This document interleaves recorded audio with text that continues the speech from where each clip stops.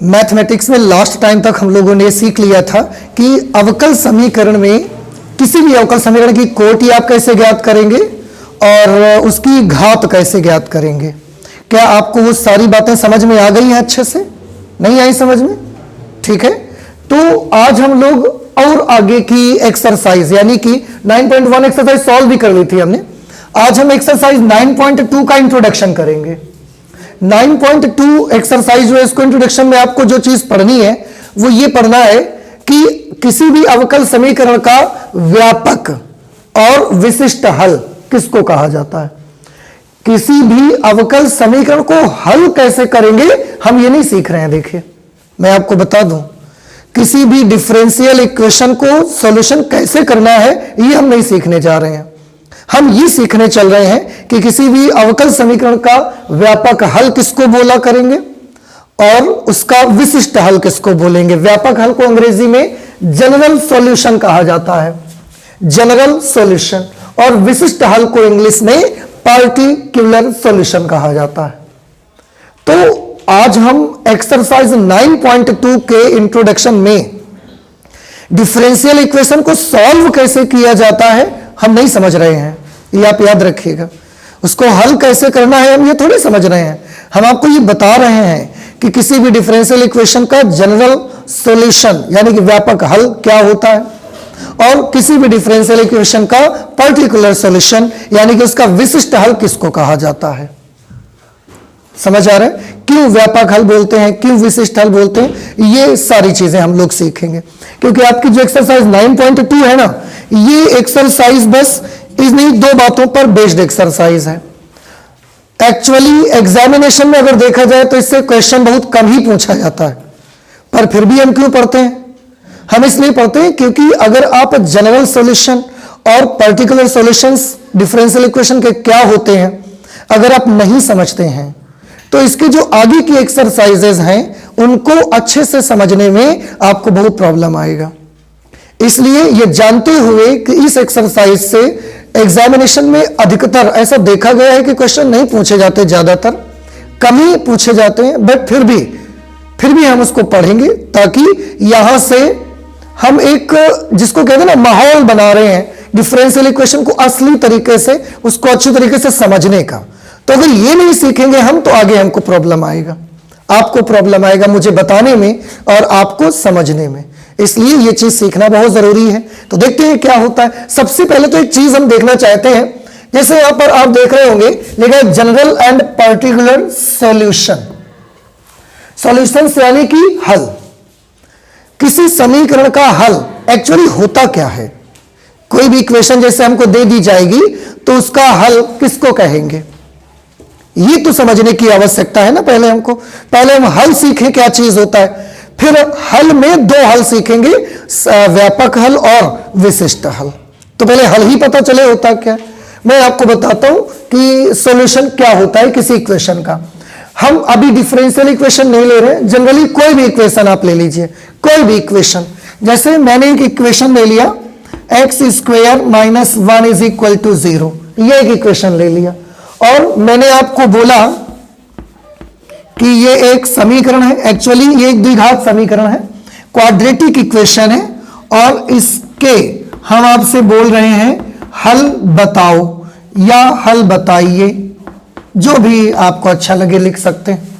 जब मैं इस इक्वेशन को आपको देता हूं या कहीं पर भी ये क्वेश्चन आपके सामने आ जाता है और उसमें लिखा रहता है कि एक द्विघात समीकरण है x² - 1 = 0 और इसके हल बताइए, आप क्या करते हो बताएं?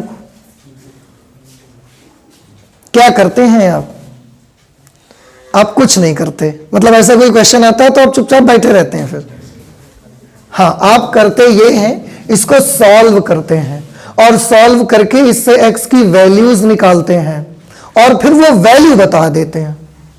तो इस इक्वेशन में ये एक समीकरण है, अवकल समीकरण है, मैं ये नहीं कह रहा हूं, ये एक समीकरण है जिसमें चर के रूप में कौन इस्तेमाल हो रहा है, x यूज हो रहा है।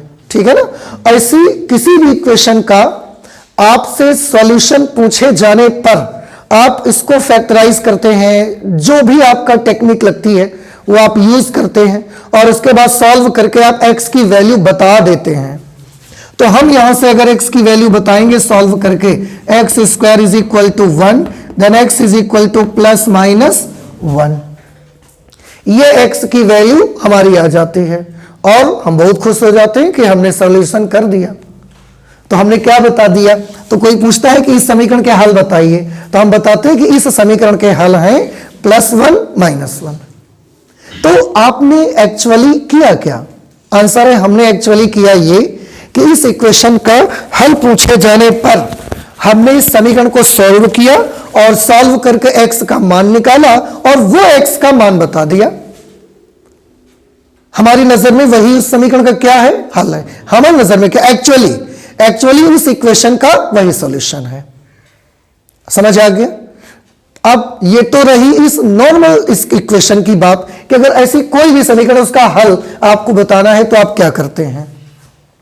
ओके, इसके बाद अब बात आती है कि अवकल समीकरण का हल किसको कहेंगे, अवकल समीकरण का हल किसको बोलेंगे। तो कोई भी डिफरेंशियल इक्वेशन अगर हम ले लेते हैं, ये आपको समझ में आ गया कि किसी नॉर्मल अगर कोई हमारे पास इक्वेशन है वेरिएबल x में, उसका सॉल्यूशन, उसका हल किसको कहा जाएगा? इसमें उपस्थित चर का वो मान जो इस समीकरण को क्या करे, संतुष्ट कर दे, उसे हम उस समीकरण का क्या बोलते हैं? हल। हम चाहें तो एक लाइन में इसको डिफाइन कर सकते हैं कि इस समीकरण में उपस्थित चर कौन है? इस समीकरण का चर x। इस समीकरण में उपस्थित चर यानी x के वे मान जो इस समीकरण को संतुष्ट करते हैं, जो इस समीकरण को संतुष्ट करते हैं,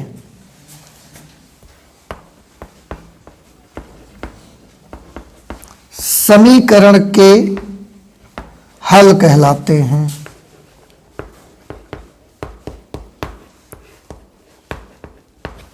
ठीक है ना? ये समझ आ गया आपको। अब हम बात करते हैं डिफरेंशियल इक्वेशन का सॉल्यूशन किसको कहा जाएगा। ये बड़ा सिंपल है। देखिए, अब बात डिफरेंशियल इक्वेशन की आएगी कि एक डिफरेंशियल इक्वेशन हमारे पास है d²y/dx² plus y is equal to 0। अब ये मुझे बताइए ये डिफरेंशियल इक्वेशन है या नहीं है? आंसर है ये डिफरेंशियल इक्वेशन है। कैसे मालूम आपको? क्योंकि इसमें स्वतंत्र चर के सापेक्ष परतंत्र चर का अवकल गुणांक भी शामिल है, इसलिए ये एक डिफरेंशियल इक्वेशन है। अगर ये डिफरेंशियल इक्वेशन है और हम आपसे बोले कि इस डिफरेंशियल, अगर ये इक्वेशन है तो इसका सॉल्यूशन भी होना चाहिए, ये इक्वेशन है तो इसका सॉल्यूशन हुआ कि नहीं हुआ। ऐसे ही अगर ये भी एक इक्वेशन है, भले इसका नाम डिफरेंशियल इक्वेशन है, but if this is the equation, भले वो डिफरेंशियल इक्वेशन है, लेकिन अगर ये एक समीकरण है, अगर ये एक समीकरण है तो कहीं ना कहीं इसका भी कोई ना कोई हल होना जरूर चाहिए। तो हम आपसे अगर ये पूछ लेंगे कि d²y/dx² plus y is equal to 0 ये एक अवकल समीकरण है और इसका हल बताइए, तो इसके हल के लिए किसका मान निकालेंगे? इसके हल के लिए हमने x का मान निकाला, बता दिया। इसके हल के लिए किसका मान निकालेंगे? y का निकालेंगे, x का निकालेंगे, कि dy/dx का निकालेंगे, कि d²y/dx² का निकालेंगे, किसका निकालेंगे? या और ही कुछ इसका हल बनेगा? सोचिए, सोचने वाली बात है ना थोड़ी सी, कि किसी भी समीकरण को जब हल करते हैं, जैसे हमने इस इक्वेशन को हल किया तो इसका एक सॉल्यूशन हुआ और इसके सॉल्यूशन के लिए हमने x की वैल्यू को निकाला। अब भले ही इसका नाम अवकल समीकरण है, पर है तो ये एक समीकरण, और अगर ये एक समीकरण है तो इसका भी तो कोई ना कोई हल होना चाहिए।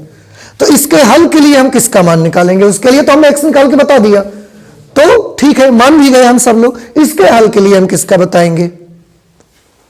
x का बताएं। इसमें तो बहुत सारी चीजें, y भी आ रहा है, x भी आ रहा है, dy/dx की d²y/dx², इनमें से ऐसी कौन सी चीज होगी जिसका मान निकालेंगे और उसको बोला जाएगा कि नहीं ये है इस डिफरेंशियल इक्वेशन का सॉल्यूशन, उस अवकल समीकरण का हल। समझ आ रहा है? तो क्वेश्चन समझ में आ गया। अब हम आपको आंसर बताते हैं, उसको सुनिए। किसी भी डिफरेंशियल इक्वेशन का जो हल होता है, यह उसमें उपस्थित परतंत्र चर का मान होता है। यहां पर परतंत्र चर कौन सा है? y। तो इस डिफरेंशियल इक्वेशन का सॉल्यूशन उसे कहा जाएगा जो y का मान होगा, और y का ऐसा मान होना चाहिए जो हमारी इस अवकल समीकरण को संतुष्ट भी करे। ऐसा थोड़ी है कि y का कोई भी मान आप बता देंगे और वो इसका सॉल्यूशन बन जाएगा। इसमें भी तो ऐसा नहीं था कि x का कोई भी वैल्यू आप बता देंगे वो इसकी सॉल्यूशन बन जाएगी। अब x की वैल्यू हम 2 कह देते तो क्या आप मान लेते क्या कि सॉल्यूशन है उसका? x की वैल्यू हम बोलते 10 है इसका सॉल्यूशन, क्या आप मान लेंगे? आप क्या करेंगे? तुरंत हम 10 बताएंगे तो आप उसमें रख के देखोगे, चेक करोगे कि क्या वाकई में जो ये बोल रहे हैं 10, क्या वो 10 हमारी इस इक्वेशन को सेटिस्फाई करता है कि नहीं करता है। अगर करेगा तो आप मान लोगे, नहीं करेगा तो आप भी सोचोगे यार ये तो झूठ बता रहे हैं, तो गलत बता रहे हैं हमको, है ना। ऐसे ही किसी भी अवकल समीकरण का जो सॉल्यूशन होता है वो उस अवकल समीकरण में उपस्थित परतंत्र चर, इस वाली के मुताबिक परतंत्र चर कौन सा है? y का एक ऐसा मान होता है जो उस अवकल समीकरण को क्या करे? संतुष्ट करे। आई होप कि अब आपको समझ आ रहा होगा धीरे धीरे। अभी कम आएगा, अभी हम एग्जांपल देंगे और ज्यादा अच्छे से क्लियर हो जाएगा, है ना। पर अभी एक चीज आप केवल समझ लो, किसी भी अवकल समीकरण में उपस्थित परतंत्र चर का वह मान जो उस अवकल समीकरण को क्या कर सके? संतुष्ट कर सके, उस अवकल समीकरण का हल कहलाता है। समझ आ रहा है आपको? तो हम चाहें तो नोट कर लेते हैं एक लाइन पे जरा। किसी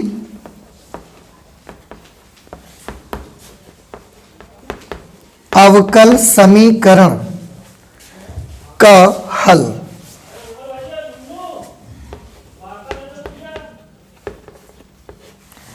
किसी अवकल समीकरण का हल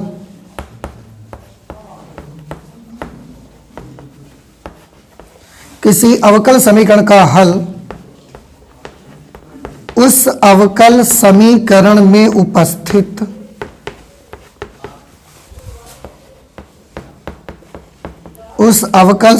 में उपस्थित परतंत्र चर, यहां पर हम जिस परतंत्र चर की बात कर रहे हैं वो है y। किसी अवकल समीकरण का हल उस अवकल समीकरण में उपस्थित परतंत्र चर y का वह मान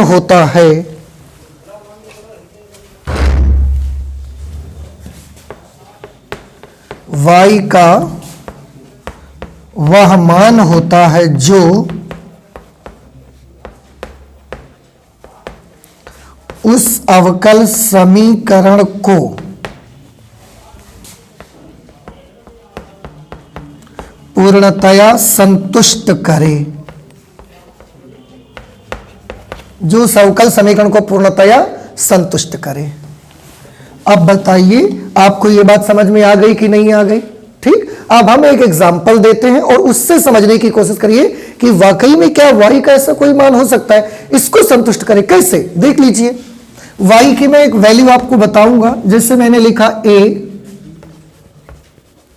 sin x प्लस b, ऐसे हमने लिख दिया।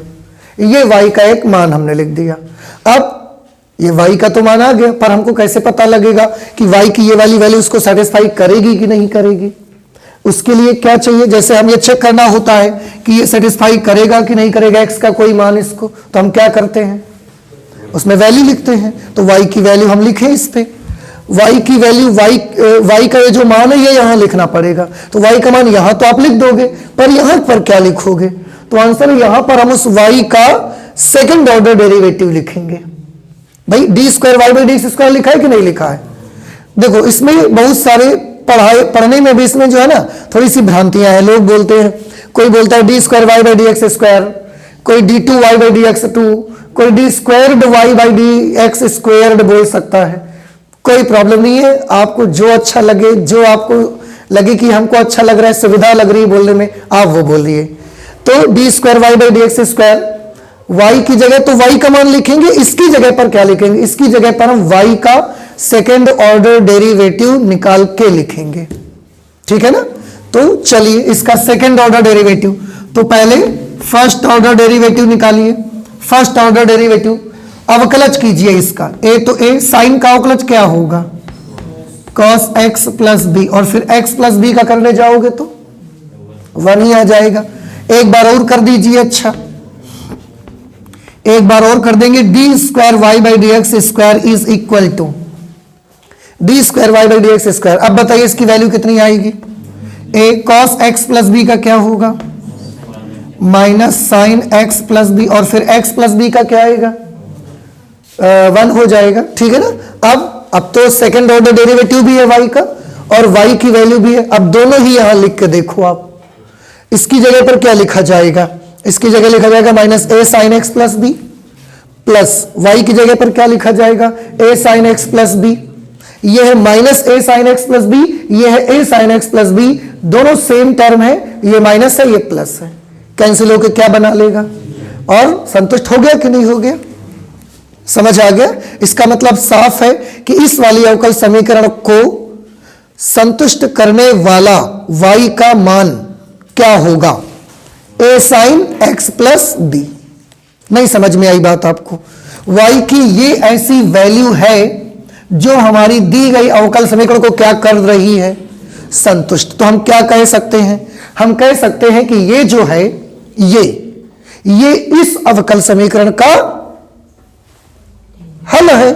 कितने से अभी परिभाषा में लिखे हो यार आप, किसी अवकल समीकरण का हल उस अवकल समीकरण में उपस्थित परतंत्र चर यानी कि y का वो मान होता है जो उस अवकल समीकरण को संपूर्णतया संतुष्ट कर दे। नहीं समझ में आया, तो y के ये वाले मान ने ही तो इसको सेटिस्फाई किया है, इसका मतलब y का ये वाला मान ही इस अवकल समीकरण का क्या है, ठीक है, मिल गया हल। नहीं समझ में आया, तो अभी हमने क्या सीखा है, अवकल समीकरण का हल किसको कहते हैं ये सीखा है।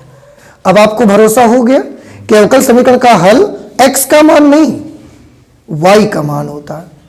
जैसे मैंने शुरू में पूछा था कि अवकल समीकरण का हल करने के लिए आप क्या निकालोगे, आप y का मान निकालोगे, आप x का मान निकालोगे, आप डी dx आप y की वैल्यू निकालोगे, कि आप d square Y by D x square का मान निकालोगे। मैंने 4 चीजें तो गिना दी थी आपको, पर उनमें से सही कौन सा रहेगा, y का मान। इतना समझ आ गया। तो अभी तक हम लोगों ने सीखा कि डिफरेंशियल इक्वेशन का सॉल्यूशन किसको कहते हैं, हल किसको कहते हैं, क्लियर। अभी ये नहीं सीखा कि जनरल सॉल्यूशन किसको कहते हैं और पर्टिकुलर सॉल्यूशन किसको कहते हैं। अभी तक हम केवल ये सीख पाए हैं कि हल किसको कहते हैं, ठीक है। अब एक और एग्जांपल देखते हैं, है ना, और भी अच्छा लगेगा आपको। एक एग्जांपल मैं आपको दिखाता हूं, y इज इक्वल टू, मैंने एक एग्जांपल ले लिया, कुछ भी ले लो, मैंने ले लिया 10 साइन x प्लस 40, ये हमने एक एग्जांपल लिया। अब आप मुझे बताएं, मैं बोलता हूं कि ये वाला जो y का मान है ना, ये भी इसका सॉल्यूशन है, तो क्या आप मान लेंगे? आंसर है इससे तो नहीं मानेंगे, हम चेक करेंगे पहले, है ना, चेक कर लेते हैं। पहले फर्स्ट ऑर्डर डेरिवेटिव निकालेंगे, तो यह आएगा 10 cos x plus 40। Second order derivative निकाल लेंगे, तो यह आ जाएगा माइनस 10 साइन x प्लस 40, ठीक है ना। अब फिर से d square Y by D x square की जगह ये लिख देंगे, ये वाली वैल्यू, और y की जगह इसको नोट कर देंगे, तो minus 10 sine x plus 40 plus 10 sine x plus 40। फिर से दोनों वैल्यू बराबर है, प्लस माइनस है, कैंसिल होकर क्या दे देगा। तो इसने संतुष्ट किया कि नहीं किया। अब आप क्या कहना चाहेंगे, आप क्या कहना चाहेंगे कि ये वाला y का मान इस अवकल समीकरण का हल है या नहीं है? हल तो है। तो कितने हल हैं? ये हल है कि फिर ये हल है? अवकल समीकरण, इस वाली अवकल समीकरण का सॉल्यूशन ये वाला है कि ये वाला है? आंसर है दोनों है। तो कितने हो सकते हैं सॉल्यूशन? 2 हो सकते हैं, 2 हो सकते हैं, 1 हो सकते हैं कि असंख्य हो सकते हैं? असंख्य हो सकते हैं। अब आप समझ में आ गया क्यों? क्योंकि अभी हमने ए और बी का खाली मान बदला है, हमने ए की जगह 10 और बी की जगह 40 लिख दिया। क्या ए की जगह 10 और बी की जगह 40 लेने से ही केवल ये हो सकता है? आप कुछ ले लो यार, ए की जगह 1 ले लो, बी की जगह 2 ले लो, दोनों की जगह 1 ले लो, कितना भी आप ले लो ए और बी की जगह, अगर ये फॉर्मेट है तो इस समीकरण का हल यही आएगा। तो किसी भी अवकल समीकरण के कितने हल हो जाएंगे? असंख्य हल हो सकते हैं। समझ आ रहा है? तो ये सॉल्यूशन के बारे में बात हुई। अब इसमें मैं आपसे ये बताना चाहता हूं, एक ये फॉर्मेट और एक ये फॉर्मेट आप देख रहे हैं, इसमें क्या है? इसमें कांस्टेंट ऐसे यूज हो रहे हैं जिनको हम बदल नहीं सकते। मतलब अगर वो 10 है तो 10 को आप क्या लिख सकते हो? बहुत ज्यादा 20/2 लिख दोगे, लेकिन है तो एक्चुअली 10 ही ना। वो नहीं समझ में आया? आप 10 को बदल नहीं सकते। 10 is a pure constant term, आप उसको चेंज नहीं कर सकते। 40 यू कांट चेंज। समझ रहे हैं? ए और बी में क्या कर सकते हो? ए और बी में आप बदल सकते हो। ए को कभी लिख लो 2, बी को 4 लिख लो, कुछ भी कर सकते हो। तो ए और बी की वैल्यूज बदल बदल कर हम क्या कर सकते हैं? रख भी सकते हैं। पर एक बार इस फॉर्मेट में आ गया तो हम इसको फिर इसके अलावा कुछ नहीं कर सकते उसका। समझ रहे हैं ना? तो ऐसी सिचुएशन पर 10 और 40 ये भी क्या कहे जाते हैं? कांस्टेंट हैं। समझ रहे हैं? और ए और बी वहां पर क्या है? कांस्टेंट है। अब दोनों प्रकार के कांस्टेंट में फर्क क्या है? देखो, आज एक बड़ी अच्छी चीज आप सीख रहे हो। कांस्टेंट भी सीखिए कि कांस्टेंट्स कैसे, मतलब उनमें क्या डिफरेंस रहता है। आपने बोला 10 और 40 क्या है? कांस्टेंट। ए और बी क्या चीज है? कांस्टेंट। तो क्या कोई फर्क है कि बस सबको आप कांस्टेंट ही बोलेंगे? आंसर है, इन दोनों में एक छोटा सा फर्क ये है कि जब ए और बी आएगा ऐसे तो उसको हम बोलेंगे आर्बिट्रेरी कांस्टेंट। आर्बिट्रेरी कांस्टेंट, स्वेच्छ अचर।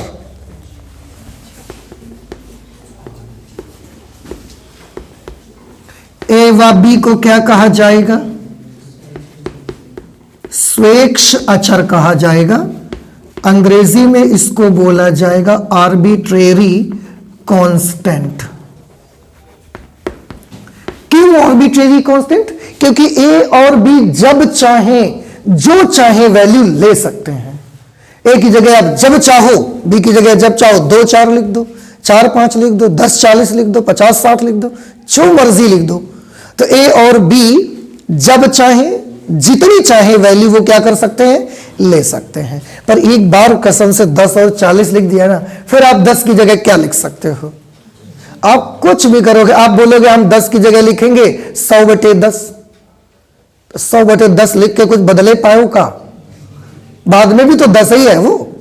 आप बोलोगे, कहोगे 40 की जगह पर हम लिख देंगे, कुछ भी बता दिया। आप बोल दोगे 40 की जगह हम लिख देंगे 80/2, तो क्या 50 बना वो? आप ले नहीं सकते। तो ये नंबर सिर्फ और सिर्फ कांस्टेंट बोले जाएंगे। पर ऐसे नंबर जो कांस्टेंट की और वैल्यूज एक्सेप्ट कर सकते हैं, ऐसे अचर का नाम हम क्या रखते हैं? स्वेच्छ अचर।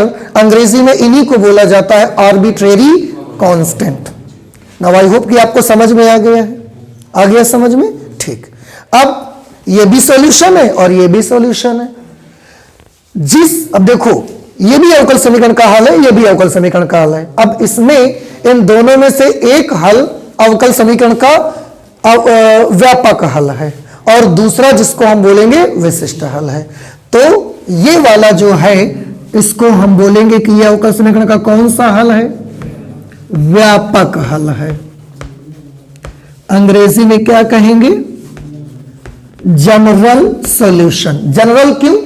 क्योंकि ये अगर मालूम हो तो हम बहुत सारे इसके सॉल्यूशन बना सकते हैं। और इस वाली अवकल समीकरण को हम क्या बोलते हैं? इसको हम बोलते हैं कि ये है डिफरेंशियल इक्वेशन का विशिष्ट हल।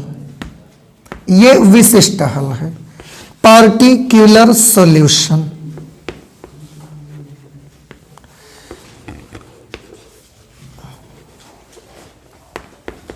ये पार्टिकुलर सॉल्यूशन है डिफरेंशियल इक्वेशन का।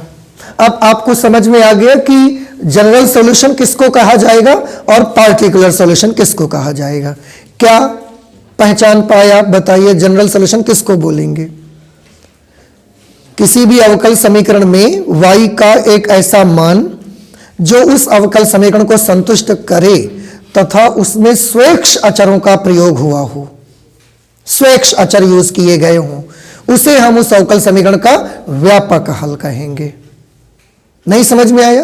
और अगर स्वेच्छ अचर की जगह विशिष्ट अचर यूज किए गए हैं, कोई पर्टिकुलर कांस्टेंट यूज किए गए हैं, जैसे ए की जगह पर्टिकुलर 10 ही यूज कर रहे हैं हम, बी की जगह पर्टिकुलरली 40 ही यूज कर रहे हैं और कुछ यूज नहीं कर रहे हैं, तो फिर ये क्योंकि पर्टिकुलर एक नंबर यूज कर रहे हैं उसकी जगह पर, आर्बिट्रेरी कांस्टेंट की जगह पर्टिकुलर कोई नंबर यूज कर रहे हैं, तो इसलिए हमने इसका नाम रख दिया विशिष्ट हल। ना समझ में आई बात आपको? ये चीज आपको सीखना है, समझना है। तो सबसे पहले किसी समीकरण का, अवकल समीकरण का हल क्या होगा वो आपने सीखा। हल कितने प्रकार के होंगे अवकल समीकरण के? 2 प्रकार के। एक व्यापक हल होगा, अंग्रेजी में जनरल सॉल्यूशन, और दूसरा होगा जिसे हम विशिष्ट हल बोलते हैं, अंग्रेजी में पर्टिकुलर सॉल्यूशन। जनरल हल वो हल कहा जाएगा जिसमें आर्बिट्रेरी कांस्टेंट्स का यूज हुआ करेगा, और अगर कोई समीकरण का, डिफरेंशियल इक्वेशन का कोई हल ऐसा है, y का कोई ऐसा मान दिया जा रहा है जिसमें आर्बिट्रेरी कांस्टेंट्स का यूज नहीं हो रहा है, बल्कि उनकी जगहों पर कोई पर्टिकुलर कांस्टेंट्स यूज हो रहे हैं, पर्टिकुलर 10 ही यूज कर रहे हैं हम, उसकी जगह 40 ही यूज कर रहे हैं, ये एक विशेष मान हम लिख रहे हैं। ए और बी के तो असंख्य मान हो सकते हैं ना, but we are using some special values only, some particular values of constants only. Therefore, this type of solution of any differential equation will be known as the particular solution of that differential equation. क्योंकि हम particular एक number ही use करे ले रहे हैं ना उसकी जगह पर, उसको दिए दे रहे हैं कि a 10 है, b 40 है, जबकि हम चाहें तो a को असंख्य मान दे सकते हैं, b को असंख्य मान दे सकते हैं, पर एक स्पेशल नंबर दे दिया हमने कि तुम ले जाओ, a 10 है और b 40 है। ऐसे हालात में ये वाला जो सॉल्यूशन होगा, इस प्रकार का सॉल्यूशन पर्टिकुलर सॉल्यूशन कहा जाएगा। नाउ आई होप कि आपको समझ में आ रहा है। नहीं समझ आया आपको? आ रहा है? तो ये होता है आर्बिट्रेरी कांस्टेंट, व्यापक हल, विशिष्ट हल। क्लियर है आपको? आप जानते हैं इन दोनों में फर्क क्या है? इन दोनों में फर्क ये है, एक छोटी सी चीज और मेरे दिमाग में आ रही है, तो मेरे दिमाग में आता है तो मुझे लगता है आपको बता दूं, क्योंकि कोई भी नॉलेज से आपको अछूता रहना नहीं है। देखो ये क्या दिखाता है आप जानते हैं? इन दोनों अब हलों में क्या फर्क है इसको देखने की कोशिश करिए। ये सिर्फ और सिर्फ एक सॉल्यूशन शो करता है, एक सॉल्यूशन, और ये सॉल्यूशन जो है ना, सॉल्यूशंस की पूरी फैमिली को शो करता है, सॉल्यूशन के पूरे कुल को प्रदर्शित करता है। कुल मतलब परिवार को प्रदर्शित करता है, पूरी फैमिली। कैसे पूरी फैमिली? थोड़ा देखने की जरूरत है। उसके लिए मुझे थोड़ी जगह चाहिए, तो मैं क्या यहां बता दूं आपको? अच्छा एक इक्वेशन देखिए, आपको बहुत अच्छा लगेगा। मैंने एक इक्वेशन लिखा, x square plus y square is equal to r square. X square plus y square is equal to r square, ये मैंने इक्वेशन लिखी। सब लोग बड़े अच्छे से इस इक्वेशन से फैमिलियर हैं, परिचित हैं आप, कोई आपको नई चीज बताने लायक नहीं है इस पे। क्या है ये बताइए?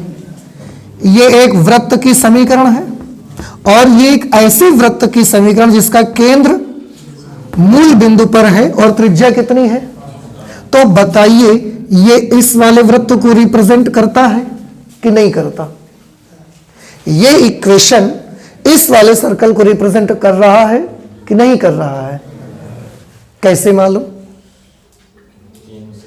सेंटर 0 0 पर है, और अगर ये डिस्टेंस r है तो इसको रिप्रेजेंट कर रहा है। ठीक है, अब आप मुझे बताइए, क्या ये इक्वेशन इस वाले वृत्त को प्रदर्शित करता है? बोलिए, करता है कि नहीं करता? ये वाला समीकरण वृत्त का समीकरण है, which has the centre at origin point and radius is equal to r। तो क्या ये वाली जो समीकरण है ये इस वृत्त को प्रदर्शित करती है कि इसको करती है? आंसर दोनों है इसके अंदर आ गए। इसको प्रदर्शित करता है क्या कि नहीं? सही सही बताओ। इसको भी प्रदर्शित कर रहा है। इसको प्रदर्शित करता है क्या? इसको रिप्रेजेंट कर रहा है। इसको करता है कि नहीं? इसको रिप्रेजेंट कर रहे हैं कि नहीं? आप तो सब में बोले जा रहे हो कर रहे हैं। इसका मतलब है कि ये एक वृत्त को रिप्रेजेंट करता है, एक सर्कल को रिप्रेजेंट करता है, या सर्कल की पूरी फैमिली को रिप्रेजेंट करता है। सर्कल की ये ऐसी फैमिली को रिप्रेजेंट करता है जिन सब के सेंटर कहां पर है। क्लियर? अब आप दूसरा क्वेश्चन मेरा सुनिए। X square plus y square is equal to 4। ठीक है, ये x डैश y डैश, ये यहां तक का डिस्टेंस 2 के बराबर है। मूल बिंदु से यहां तक का डिस्टेंस 2 के बराबर है। ये जो सर्कल आपको दिया गया है, ये सर्कल का रेडियस सेंटर कहां पर है? 0,0 पर। रेडियस कितनी? 2। तो ये वाला जो इक्वेशन है ये इस वाले सर्कल को रिप्रेजेंट करता है अगर ये डिस्टेंस 2 है तो। समझ आ गया? ओके। क्या ये वाली इक्वेशन इस सर्कल को रिप्रेजेंट करेगी? नहीं करेगी। क्या ये वाली इक्वेशन इस सर्कल को रिप्रेजेंट करेगी? नहीं। क्या इसको करेगी? नहीं। ये केवल उस सर्कल को रिप्रेजेंट कर सकती है जिसका सेंटर 0, 0 पर और रेडियस 2 के बराबर है। रेडियस जिसका 2.1 भी होगा ना, ये मना कर देगा, ये सेटिस्फाई नहीं कर सकता उसको, ये रिप्रेजेंट नहीं कर सकता उसको। जिसका रेडियस 1.9 होगा, which is very very close to 2, but it will not represent that circle. ये उस वृत्त को रिप्रेजेंट नहीं करेगी।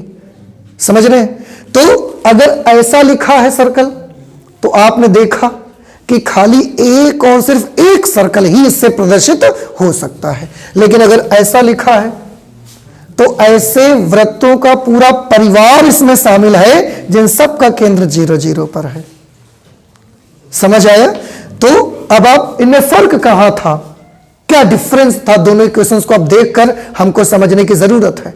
आंसर है इसमें आर्बिट्रेरी कांस्टेंट था और इसमें एक पार्टिकुलर नंबर था उसकी जगह पर। देख रहे हैं आप? तो आर्बिट्रेरी कांस्टेंट होने से और आर्बिट्रेरी कांस्टेंट ना होकर पार्टिकुलर कांस्टेंट होने से दोनों में क्या फर्क आ गए हैं आप खुद देख सकते हैं। नहीं समझ में आ रहा? आया समझ में? तो इसी तरह से इनमें भी वही फर्क है बेटा। ये भी अवकल समीकरण का हल है, ये भी अवकल समीकरण का हल है। ये वाला अवकल समीकरण का जो हल है ना, ये अवकल समीकरण के हल के एक हल को नहीं रिप्रेजेंट करता, पूरी फैमिली को रिप्रेजेंट करता है। और ये केवल एक सॉल्यूशन ही आपको देता है क्योंकि इनमें आपने पार्टिकुलर कांस्टेंट्स यूज किए हुए हैं।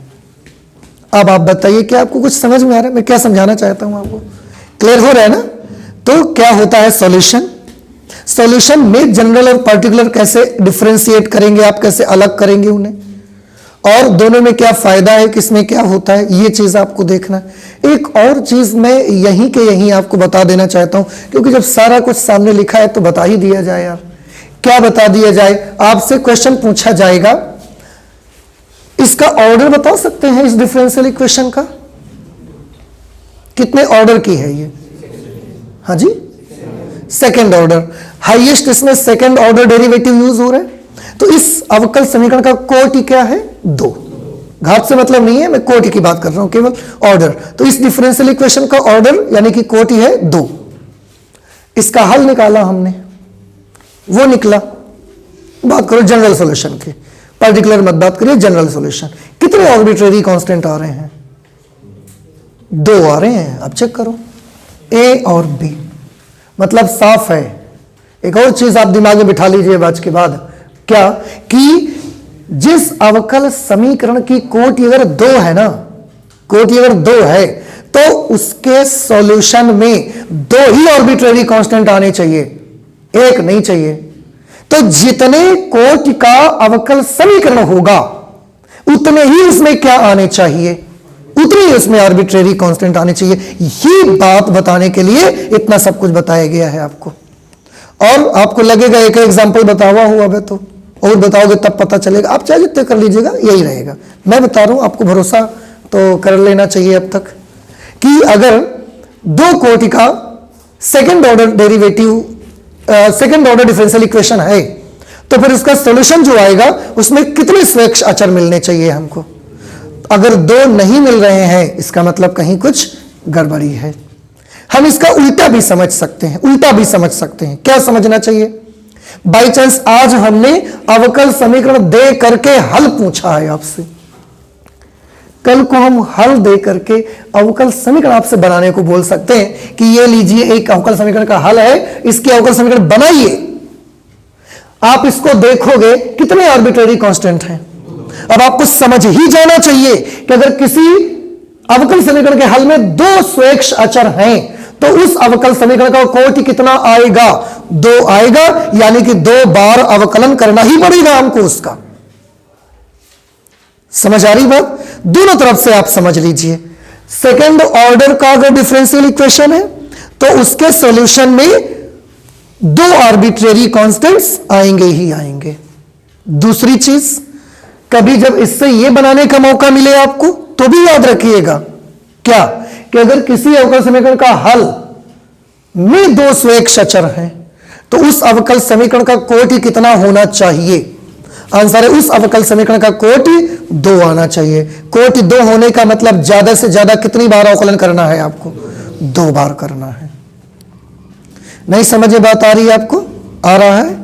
तो ये बड़े इंपॉर्टेंट पॉइंट्स हैं एक्सरसाइज 9.2 के इंट्रोडक्शन के लिए। आप प्लीज इन्हें नोट कर लीजिए।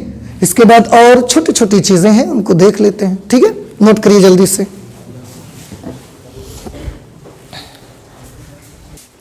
ये 2 छोटे छोटे पॉइंट्स हैं। अगर आपने ये पुराना जो भी अभी मैंने आपको बताया है, अगर ये आपको सब समझ में आ गया है तो आप ये जो छोटे छोटे क्वेश्चन है ना इनके आप जवाब दे सकते हैं। और आप देखेंगे आई थिंक कि ये कहीं ना कहीं एक्सरसाइज में मिलेंगे। ऐसे मुझे बिल्कुल याद नहीं है कि कहाँ मिलेंगे, पर जरूर मिलेंगे। शायद 9.2 में ही मिलने वाले हैं, 11 और 12 नंबर क्वेश्चन में। देखिए क्या लिखा हुआ है, n कोटि के अवकल समीकरण। एक अवकल समीकरण हमारे पास है और इसकी कोटि कितनी है? n। कोटि n है मतलब उसका ऑर्डर n है। n कोटि का अवकल समीकरण है, उसका हमने व्यापक हल निकाला। फिर से क्या है? अवकल समीकरण कितने कोटि का है? n कोटि का है। क्या निकाला आपने? उसका व्यापक हल। आपको कुछ स्वेच्छ अचर मिले होंगे। कितने स्वेच्छ अचर मिलेंगे? n मिलेंगे। जब 2 कोटि का अवकल समीकरण था, 2 कोटि का अभी लिया था हमने, तो उसके व्यापक हल में कितने स्वेच्छ अचर आपको मिले थे? 2। तो ऐसे ही n कोटि का अगर अवकल समीकरण होगा तो उसके व्यापक हल में स्वेच्छ अचरों की संख्या कितनी आएगी? n आएगी। अब इसको देखिए, n कोटि का अवकल समीकरण है, उसके विशिष्ट हल में स्वेच्छ अचरों की संख्या कितनी होगी? 0। Very good. क्यों? विशिष्ट हल में स्वेच्छ अचर कहां था? विशिष्ट हल देखा था जिसमें 10 और 40 लिख दिया था मैंने, तो उसमें तो विशिष्ट अचर लगे हुए थे, स्वेच्छ अचर कहां थे उसमें? और हम बात किसकी कर रहे हैं? विशिष्ट हल में स्वेच्छ अचर की बात कर रहे हैं। तो स्वेच्छ अचर तो केवल जनरल सॉल्यूशन में होते हैं ना, पर्टिकुलर सॉल्यूशन में जनरल कहां होते हैं स्वेच्छ अचर? इसलिए ये विशिष्ट हल है, उसमें कोई स्वेच्छ अचर नहीं मिलने वाला है आपको। ना समझ में आई बात? तो इस तरीके से ये 2 बातें भी आपको याद रखनी है। अब इस पर बेस्ड आप क्वेश्चंस सॉल्व कर सकते हैं, जैसे कि एग्जाम्पल 2 लिखा है। एग्जाम्पल 2 देखिए, मैं आपको सॉल्व करके दिखाता हूं। एग्जाम्पल 2। अब आप इस लेसन से रिलेटेड सारी चीजें सीख चुके हैं, तो हम एग्जाम्पल 2 करते हैं। लेकिन सत्यापित कीजिए कि फलन y is equal to e to the power -3x, y is equal to e to the power -3x, और उसके साथ एक अवकल समीकरण दी गई है हमको, d square y upon d x square plus d d x of y minus 6y is equal to 0 का एक हल है। देखो क्या करना है, आपको सत्यापित करना है, वेरीफाई करना है। क्या वेरीफाई करना है? कि ये जो y की वैल्यू दी गई है, y की ये वैल्यू इस वाली डिफरेंशियल इक्वेशन का हल है कि नहीं है। अब आप मुझे बताइए, हल है कि नहीं है ये कैसे पता लगेगा? y के मान जहां जहां जैसी जरूरत है वैसे रखी जाए। और अगर सेटिस्फाई हो गया तो ठीक है, हल है, करके देखा जाए। तो किसकी किसकी जरूरत पड़ेगी? y की जरूरत पड़ेगी आपको, d d x of y चाहिए होगा, d square Y by D x square चाहिए होगा। निकाल लेते हैं पहले, फिर एक साथ रख देंगे। चलिए, d d x of y की वैल्यू बताइए क्या आएगी। इसका अवकलन करेंगे e to the power -3x, फिर -3x का करोगे तो क्या आ जाएगा? -3 और आ जाएगा। एक बार और कर देंगे तो d square y upon d x square is equal to क्या होगा बताइए? -3 e to the power -3x का क्या होगा? -3 e to the power -3x, तो ये आ जाएगा 9 into e to the power -3x। नहीं समझ में आया? आप चाहें तो बेटा इसको लिख सकते हैं -3y, -3 और e की घात -3x, e की घात -3x को क्या लिख सकते हैं? y। इसको आप चाहें तो क्या लिख सकते हैं? 9y, 9 और e की घात -3x की जगह पर। अब ये हम यहां लिख देंगे, तो d square Y by D x square की जगह पर क्या लिखा जाए? D square Y by D x square की जगह पर लिखा जाए 9y। D y by D x की जगह पर क्या लिखा जाए? D y by D x -3y, तो -3y -6y is equal to 0। ये देखो -3 और -6 मिलके क्या हो जाएंगे? -9y, ये इससे कैंसिल हो गया, 0 is equal to 0। Left hand side is equal to right hand side, left hand side is equal to right hand side. क्या मतलब निकलता है? अतः दिया गया फलन दी गई अवकल समीकरण का हल है। सिंपल। नहीं समझ में आया? अगर हल नहीं होता तो क्या होता? ये संतुष्ट नहीं होता तो हम लिख सकते हैं अतः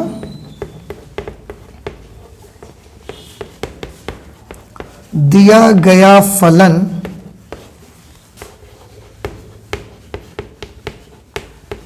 दिए गए अवकल समीकरण का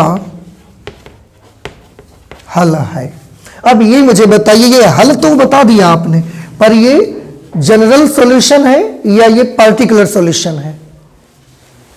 भाई आपने ये तो बता दिया कि इस अवकल समीकरण का ये जो इक्वेशन दी जा रही है ये एक हल है। अब हल कैसा है? व्यापक हल है कि विशिष्ट हल है? बताइए, विशिष्ट हल है या व्यापक हल है? कैसे मालूम विशिष्ट हल है? इसमें कोई स्वेच्छ अचर नहीं आ रहा है। बिल्कुल सही। अगर एक अचर आ भी रहा है कोई, तो वो कौन सा वाला आ रहा है?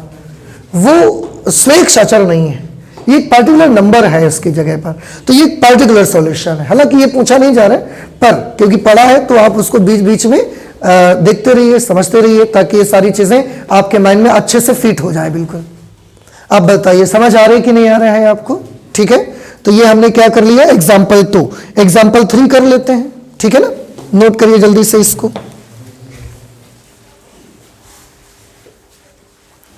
हटा दिया जाए।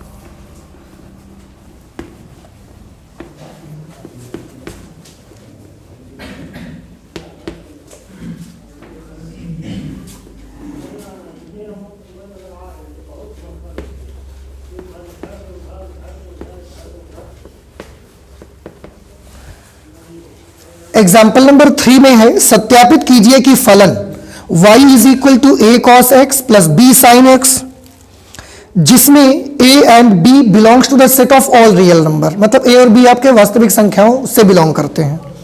अवकल समीकरण d square Y by D x square plus y is equal to 0 का हल है। ये वाला फंक्शन इसका हल है, ये आपको सत्यापित करना है, वेरीफाई करना है। फिर से कैसे करिएगा बताइए। y का मान यहां लिखिए, उसके लिए मुझे ये तो लिख देंगे, पर ये भी चाहिए होगा हमको, तो उसको निकाल लेते हैं पहले। x के सापेक्ष अवकलन करिए, बोलिए क्या आएगा। Minus A cos X, oh I am sorry, cos X का डेरिवेटिव साइन एक्स आएगा माइनस का, तो ये हो जाएगा minus A sine x plus B cos X. D square Y by D x square अगर हम करते हैं तो क्या होगा, minus A cos X minus B sine X. आप चाहें तो माइनस कॉमन कर लीजिए, तो क्या रह जाएगा अंदर, A cos X plus B sine X, और minus A cos X plus B sine X. A cos X plus B sine X को क्या लिख सकते हैं, y लिख सकते हैं D square Y by D x square. अब ये मान आप वहां अप्लाई कर सकते हैं, तो d square Y by D x square की जगह पर क्या लिखा जा सकता है, minus y plus y is equal to 0। ये दोनों कैंसिल होके 0 हो जाएंगे। इस तरह से आप देख रहे हैं left hand side will be equal to right hand side. अगर left hand side right hand side के बराबर है तो हम लिख सकते हैं अतः दिया गया फलन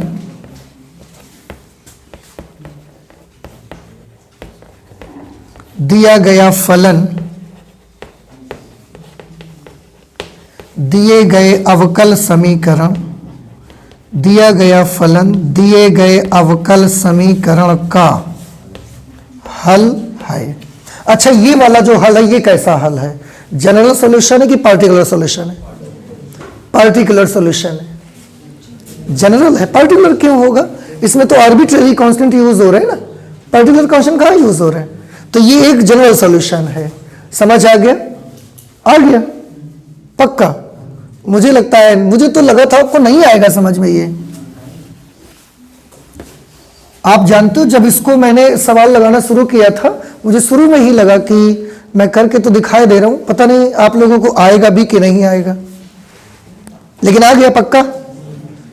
पर मुझे एक बात समझ में नहीं आई, अब मैं आपसे पूछूंगा, अगर आपको आ गया तो प्लीज बता दीजिए मुझको। D square Y by D x square plus y बराबर 0 का सॉल्यूशन हमने आपको बोला था कि होगा y is equal to A sine x plus b. ऐसी इक्वेशन ली थी, अब एग्जांपल करते समय देख लीजिए आप, इसका सॉल्यूशन ये होगा। अब हम बोल रहे हैं कि इसका सॉल्यूशन ये है, माजरा क्या है आखिरकार,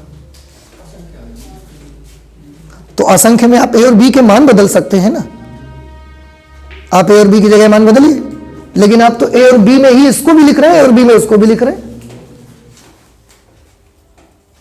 आपने कहा समझ में आ गया तो बता दीजिए हमको फिर। भाई आप सोचिए, आप असंख्य हल हैं, लेकिन ए और बी में तो एक ही हल आएगा ना फिर तो, और ए और बी की जगह मान अलग अलग रखेंगे तो वो अलग अलग बन जाएगा, पर ए और बी में यही सॉल्यूशन है, ए और बी में भी, तो कितने जनरल सॉल्यूशन, पार्टिकुलर सॉल्यूशन असंख्य हो सकते हैं ना। विशिष्ट हल में हम मान लिखते जाएंगे, असंख्य हल पा लेंगे, पर जनरल सॉल्यूशन में तो एक ही होना चाहिए, और जनरल में भी हमको 2 दिखाई दे रहे हैं यहाँ, जिसपे ये भी सॉल्यूशन इसी का है और ये भी सॉल्यूशन इसी का है। ये कैसे हो गया, रूप अलग अलग हैं पर है एक ही चीज, कैसे, ऐसे कहने से नहीं, देखो समझो, y is equal to A sine A plus B का फॉर्मूला लगा दो आप, sine X cos B plus cos X sine B. इसको हम ऐसे लिख सकते हैं A cos B sine x plus A sine B cos X. अब आप देखो, ए कॉस बी ले लो और ए साइन बी, ये तो कांस्टेंट है ना भाई, ए कॉस बी तो कांस्टेंट हो गया ना, ये तो इसकी जगह पर ए लिखोगे तो ए साइन एक्स, इसको अगर बी मान लिया जाए, ए साइन बी भी तो कांस्टेंट है, तो बी कॉस एक्स। एक्चुअली देखो है तो वही चीज ना, शकल तो दोनों की सेम आ रही है, तो भले हम, ये आपने सही कहा, अलग अलग रूपों में लिखा हुआ है ये, पर जब आप सॉल्व करने जाएंगे उसको फॉर्मेट आपको सेम मिलेगा। इसको भी हल करके हमने देखा वही फॉर्मेट है जो वहां पर फॉर्मेट मिल रहा है। इसका मतलब एक हुआ, ये बात हमको समझ में आती है कि किसी भी अवकल समीकरण का जो जनरल सॉल्यूशन होगा वो एक ही हो सकता है। अलग अलग फॉर्मेट में हम उसको लिख दें ये अलग बात है। ये तो आप देखो दोनों का तो एक ही फॉर्मेट आ गया, a cos x plus b sin x, a sin x plus b cos x। a और b यहां भी कांस्टेंट है, a और b तो वहां भी कांस्टेंट है। नहीं समझ में आ रही है? तो फॉर्मेट दोनों का सेम ही रहेगा उसका। तो जनरल सॉल्यूशन जो होता है किसी भी डिफरेंशियल इक्वेशन का वो एक ही हो सकता है, पर्टिकुलर सॉल्यूशन अलग अलग हो सकते हैं। समझ आया? और अगर देखने में एक नहीं लग रहा है तो थोड़ा बहुत सॉल्व करने से एक जैसा लगने लगेगा आपको, जैसे अभी मैंने कर दिया, कोई प्रॉब्लम नहीं है इसमें, तो बड़ा आसान है। अब ऐसे ही क्वेश्चंस एक्सरसाइज 9.2 में हैं। आपका ये होमवर्क है कि पूरी 9.2 एक्सरसाइज आप सॉल्व करिए। 9.2 एक्सरसाइज में वही क्वेश्चंस आपको बताए जाएंगे जो आपको नहीं आएंगे, ठीक है, जो आप पूछेंगे। नहीं तो जिन क्वेश्चंस को आप नहीं पूछेंगे तो ये मान करके कि वो क्वेश्चन आपको आ गए होंगे छोड़ दिए जाएंगे, ठीक है। तो आप करिएगा पहले, फिर देखते हैं कि कितने आप लगा पाए, क्या आपको नहीं आया। तो आज मैथमेटिक्स में इतना ही रख लेते हैं, फिर हम लोग आगे और पढ़ाई करेंगे, अगली क्लास पे करेंगे, ठीक है। तो चलते हैं, मिलते हैं नेक्स्ट क्लास में। Thank you.